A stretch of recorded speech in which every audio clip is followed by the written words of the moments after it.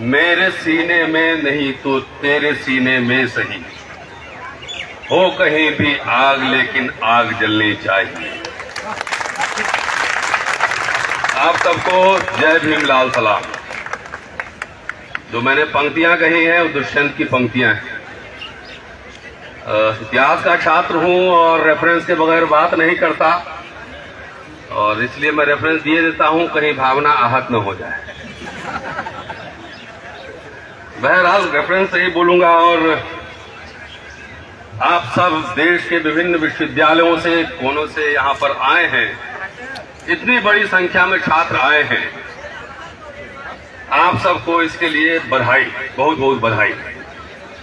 और दुष्यंत की पंक्तियां हमने इसीलिए पढ़ी थी कि ये धीरे धीरे जो ये छात्र संसद है, ये संसद पूरे भारतवर्ष को ये संसद में तब्दील हो जाना चाहिए सरकार की शिक्षा नीति के खिलाफ और सरकार की तमाम नीतियों के खिलाफ। जरा वो दे देना फोल्डर, बगैर रेफरेंस के बोलूंगा नहीं तो फिर हो सकता है इस बार सरकार को ही दिक्कत हो जाए। शुक्र है कि इस बार मोदी साहब ने नई शिक्षा नीति पर अंबेडकर साहब को कोट नहीं किया, क्योंकि जब नोटबंदी कर रहे थे तब भी अंबेडकर साहब को कोट कर रहे थे, और जब 370 हटाया तब भी उन्होंने अंबेडकर साहब को कोट किया। दोनों बार हम लोग चीटिंग पकड़ लेते हैं कि आप गलत कोट कर रहे हैं, इस पेज नंबर पर ये बात नहीं, ये बात लिखी गई।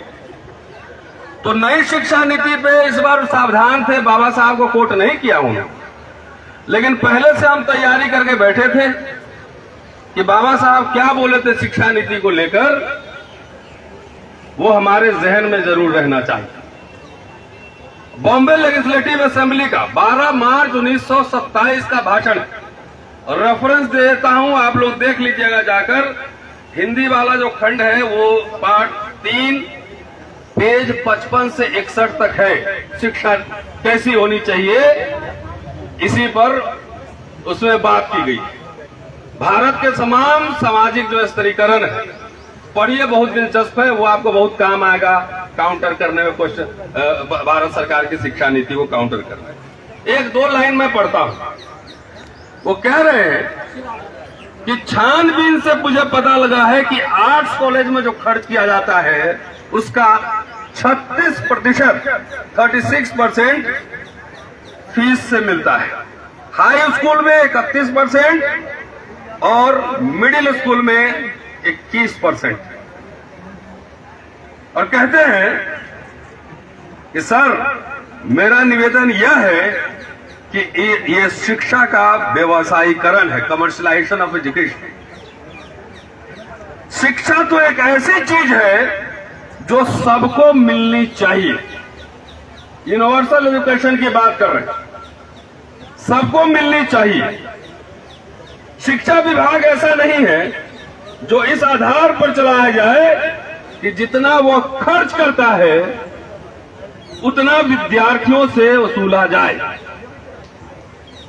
शिक्षा को सभी संभव उपायों से व्यापक रूप में सस्ता बनाया जाना चाहिए।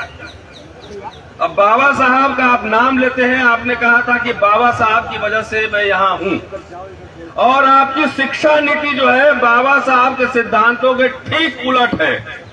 इससे मेरी भावना भी आहत हुई। आपकी हुई कि नहीं हुई सर? अरे आवाज नहीं आई। आपकी हुई कि नहीं हुई? तो ये बात, अगर शिक्षा को आप बर्बाद कर दीजिए तो आने वाली पीढ़ी के जड़ खोद दिया जाएगा। और नई शिक्षा नीति जो है ये सिर्फ छात्रों को प्रभावित नहीं कर रही। पटना विश्वविद्यालय के छात्र और तमाम छात्रों ने यह बात की कि कैसे स्ट्रेस में है छात्र, फीस इतना बढ़ रहा है, सिर्फ छात्र पे इसका असर नहीं पड़ रहा, इसका असर शिक्षकों पे भी बहुत ज्यादा पड़ रहा है।